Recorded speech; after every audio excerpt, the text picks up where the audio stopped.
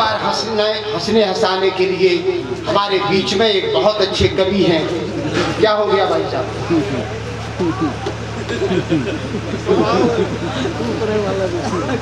अब कवियत्री को थोड़ा बुला रहा है, आप इतने पास में आ गए। मैं हंसने हंसाने के लिए बुलाना चाहता हूँ सत्येंद्र सत्यन जी हमारे बीच में है मित्रों। 4 पंक्तियां देता हूं उनको की व्यवस्था। हमारे वो उपाध्यक्ष जी चले गए क्या? बीजेपी बैठे हैं। अरे वाह, तौलिया उतार ली भाई साहब। हाँ। कि हमारे एक बहुत अच्छे शायर ने गजल है वो आ रहे गजल लिखी है मित्रों। मैं हंसने हंसाने के लिए यहाँ बुला रहा हूँ। भाई साहब बैठे, किसी ने हमसे कहा, आप भारतीय जनता पार्टी के, किसी ने कहा कि पाकिस्तान बहुत उछल रहा है, देश के प्रधानमंत्री मोदी जी ठिकाने लगा देंगे। हमने कहा भाई साहब मोदी पाकिस्तान का कुछ नहीं बिगाड़ सकते, ना योगी ना मोदी ना अमित शाह कुछ नहीं बिगाड़ सकते, ठिकाने लगा ही नहीं सकते। तो बोले तुम बता दो तुम कौन ठिकाने लगा सकता पाकिस्तान को? हमने कहा पाकिस्तान को भारत में केवल एक ही शख्स है जो ठिकाने लगा सकता है मित्रों। बोले तुम बताओ नाम उसका। मैंने कहा वो है राहुल गांधी।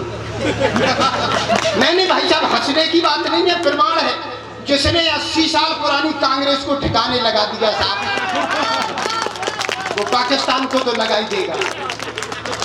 ये बातें होती हैं भाई साहब। मैं बहुत अच्छे हास्य के कवि हमारे बीच में है सत्यन जी, आप जोरदार तालियां बजाइए। मैं सरवई की इस पावन धरा को सादर नमन करता हूं और इस शानदार कार्यक्रम में आप सभी महानुभावों का सादर सम्मान करते हुए नमन करता हूँ, सम्मान करता हूँ।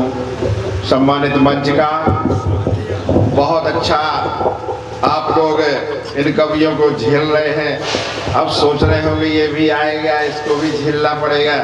झेलना तो पड़ेगा भाई साहब, क्योंकि पांडे जी ने खाना बहुत अच्छा खिलवाया है ना।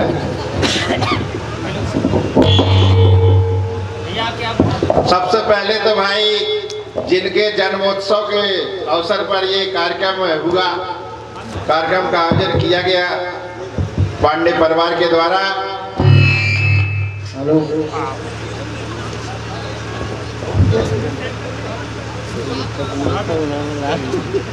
बहुत बहुत स्वागत है, बहुत बहुत स्वागत है घर में नए मेहमान का।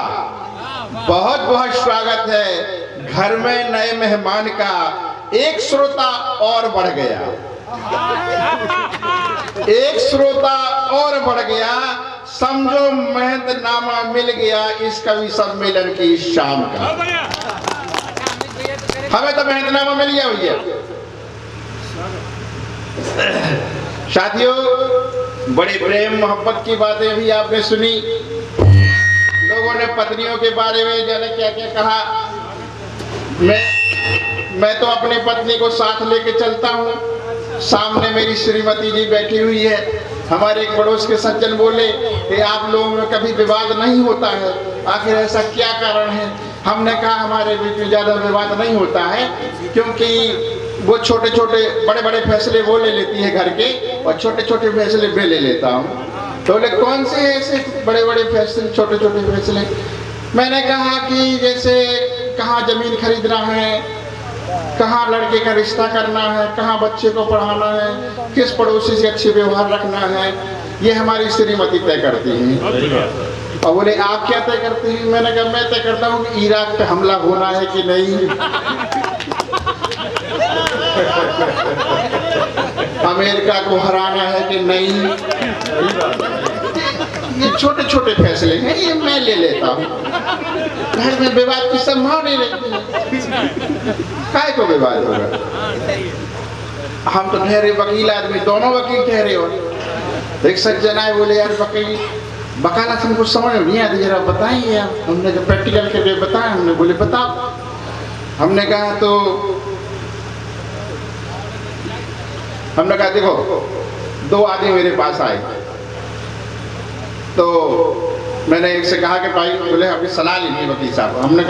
हमने उनसे कहा कि पहले भाई नहा धो के आओ, एक एकदम साफ है और एकदम गंदा है, अब बताओ उनमें से कौन नहाएगा?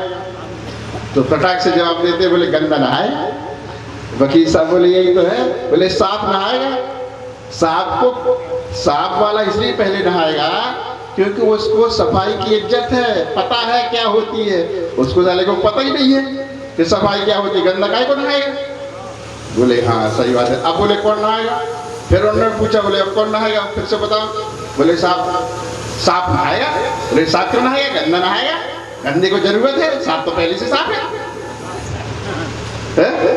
तो वकील लोग घुमा घुमा के क्वेश्चन पूछते रहते हैं। हम तो इसी में खोए रहे थे अपनी वकालत। हमने तो बड़ी भूल कर ली है भाई साहब, वकालत करके आपको क्या बताएं। तो भाई साहब वकालत करके बड़ी भूल कर ली, अच्छी खासी जिंदगी दूर कर ली। वकालत करके बड़ी भूल कर ली, अच्छी खासी जिंदगी दूर कर ली। इससे अच्छा तो होता कि हिंदी में MA कर लेते, और कुछ नहीं तो कम से कम कविता तो लिख लेते। पूरे वक्त में अपने हुनर को आजमा लेते। बीवी जो रूठ जाती है, कविता सुना के मना तो लेते। वकालत करके क्या पाओगे? केस तो ढूंढते रह जाओगे, और मिल भी गए तो क्या? चोर को चोरी की, हत्या को हत्यारे को हत्या की सजा से बचाओगे, तो ऊपर जाके भगवान को अपना क्या मुंह दिखाओगे? अपने हाथों से अपने पैरों पर कुल्हाड़ा मार लिया। यह जन्म तो बिगड़ा ही बिगड़ा, अगला जन्म भी बिगाड़ लिया। हमारे पंडाल में एक सम्मानित नेतागण बैठे हुए, उनके सम्मान में कुछ ना पढ़ा जाए तो ये बेअदबी होगी।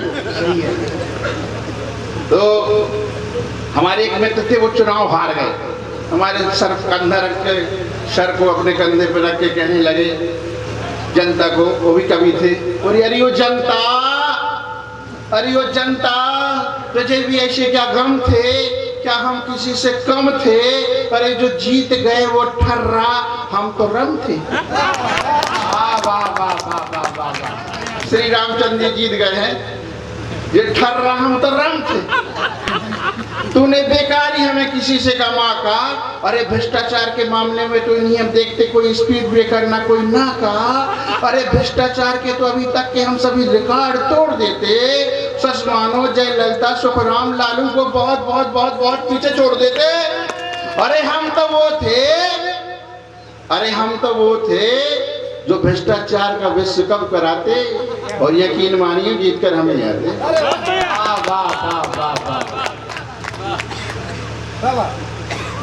हमारे एक सज्जन नेताजी, हमें स्टेशन पे गए अभी महोबा स्टेशन पर, तो वहाँ एक नेताजी सिक्का डाल के अपना वजन तोलने के लिए जाने लगे। हमने कहा भैया नेताजी, एक बार एक नेताजी वजन तोलने वाली मशीन पर चढ़ के अपने वजन तोलने लगे। हमने कहा नेताजी ये आप क्या कर रहे हैं? बोले हम इससे अपना वजन तोल रहे हैं। क्या इस मशीन से आदमी का वजन नहीं तोला जाता?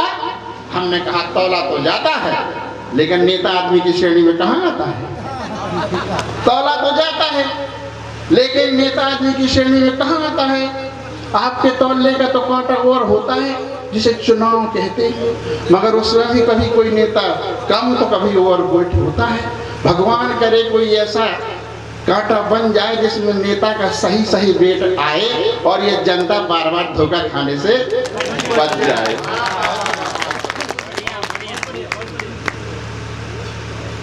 धन्यवाद साथियों, ये छोटी छोटी रचनाएं। धन्यवाद भाई साहब। एक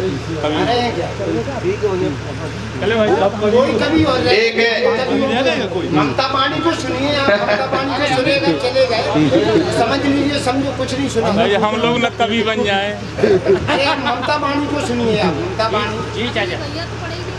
एक रचना और मैं आप लोगों की रच करता हूँ कि हमारे दहेज की, आजकल दहेज की समस्याओं के ऊपर एक रचना लिखी थी, आपके सामने पेश है कि हमारे मोहल्ले के एक श्रीमान है, समाज सेवा के नेक इंसान, एक समारोह में भाषण दे रहे थे। दहेज लेने वालों को दुष्ट पापी हैवानों ना जाने क्या क्या कह रहे थे, मगर बिन पैदे के लोटे की तरह किधर भी लुढ़क जाते हैं। लड़कियों की शादी के समय दहेज विरोधी और लड़की की शादी के समय दहेज समर्थकों की लाइन में खिसक जाते हैं, क्योंकि वो भी 8 लड़कियों एक लड़के के बाप हैं। लड़का उनके लिए वरदान और लड़कियां श्राप हैं, क्योंकि वो भी 8 लड़कियों एक लड़के के बाप हैं। लड़का उनके लिए वरदान, लड़कियां श्राप है। लड़का प्राप्ति की जंग उन्होंने एक बहादुर सिपाही की तरह लड़ी है। एक लड़की की चाहत में लड़कियों की लाइन खड़ी है।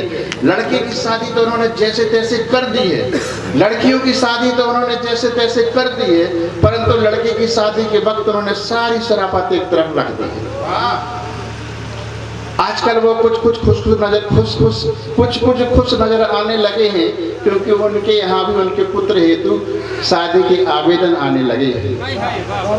उन्होंने अभी तक लगभग सैकड़ों भर लड़कियां देख डाली हैं, मगर अफसोस उनके घर में अभी भी एक पुत्र बहू की जगह खाली है।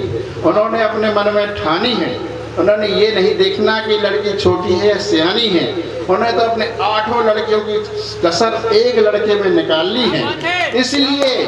इसलिए लड़के रूह की चेक को बड़ी सावधानी से बजानी है। जो कोई भी उनके यहाँ आता है, दहेज का एक लंबा चिट्ठा थमा दिया जाता है। लड़का भी उनका देखने लायक है, मोहल्ले का सबसे बड़ा खलनायक है, जिंदगी को बड़ी जिंदा दिली से जीता है, सिगरेट चरस अफीम गांजा सब कुछ पीता है। जिंदगी को बड़ी जिंदा दिली से जीता है, सिगरेट चरस अफीम गांजा सब कुछ पीता है। आज नेताजी की खोज पूरी हो गई है। घर में विद्या सरस्वती तो नहीं, पर हाँ लक्ष्मी के रूप में बहू घर में आ गई है। लक्ष्मी के रूप में बहू घर आ गई है। आज नेताजी का खाली भर गया है, किंतु आज तक कौन लड़के वालों की मांग पूरी कर पाया है? किंतु आज तक कौन लड़के वालों की मांग पूरी कर पाया है? विवाह के 8वें रोज कम दहेज देने का शिकायती पत्र देकर बहू को मायके वापस भिजवाया है। लड़का बचपन से खिलाड़ी था, जुए में सब कुछ हार चुका है। बाप के पास कुछ नहीं बचा, नोचने के लिए लड़की का बाप बचा है। हफ्ते भर बाद लड़की बहू पुनः दूसरी विदा में ससुराल आई है, साथ में कुछ सोने चांदी और नकदी लाई है, क्योंकि मांगा था उन्होंने। देखकर दौलत ससुर जी का दिल खिल गया। सोचने लगे बहू क्या मिली, कुबेर का खजाना मिल गया। सोचने लगे बहू क्या मिली, कुबेर का खजाना मिल गया। एक दिन फिर बोले, बहू अपने घर जा, अपने बाप से 5 लाख रुपए ला। एक दिन फिर बोले, बहू अपने घर जा, अपने बाप से 5 लाख रुपए ला। बहू बोली, पिताजी मेरे बाप ने अपनी हस्ती से ज्यादा दिया है, मेरा ब्याह भी उधार के पैसों से किया है। मेरे बाप ने अपनी हस्ती से ज्यादा दिया है, मेरा ब्याह भी उधार के पैसों से किया है। अरे अब वो मुझे कहाँ तक दे पाएंगे? अरे मुझे ही देते रहे तो 2 बहनों की शादी और भाई की पढ़ाई कैसे करवा पाएंगे? इतना सुनते ही ससुर जी ताव खा गए। शोरगुल सुन के उन पत्नी और पुत्र रत्न भी आ गए। तीनों ने मिल के बहू को घेर लिया, पास रखा मिट्टी का तेल बहू पर उड़ेल लिया। बेटे ने माँ को अपने सिगरेट पीने वाली माचिस थमा दी और सास ने चूल्हे की सूखी लकड़ी समझकर जिंदा बहू जला दी। और सास ने चूल्हे की सूखी लकड़ी समझकर जिंदा बहू लगा दी। आप लोगों को धन्यवाद। थैंक यू, बहुत बहुत शुक्रिया। एक बार जोरदार तालियां बजाओ। मैं आप सबका तो आभारी हूँ। मैं सबसे ज्यादा आभारी हूँ भाई प्रदीप पांडे जी का। मुझे आज ये तीसरा कवि सम्मेलन है जो प्रदीप पांडे जी ने मुझे यहाँ बुलाया है। इसके अलावा मुझे कहीं कोई कवि के रूप में नहीं जानता है। मैं कहीं मुझे कोई निमंत्रण, मैं बस मुझे किसी ने कवि बनाया है तो मुझे लेखनी के बाद प्रदीप पांडे ने मेरा परिचय कराया है। मैं जीवन भर इसका ऋणी रहूंगा, इस बात को जीवन में भूल नहीं सकता कि हम मुझे कवि के रूप में जो पहचान दिलाई है वो मात्र एक व्यक्ति है, उसका नाम है प्रदीप पांडे। और उसका मैं हमेशा धन्यवाद, पूरे परिवार को धन्यवाद देता हूँ। और ये पूरे ईश्वर से कामना करता हूँ कि इस परिवार की निरंतर उत्तरोत्तर उन्नति होती रहे। धन्यवाद। सूखी लकड़ी की तरह बहू को जला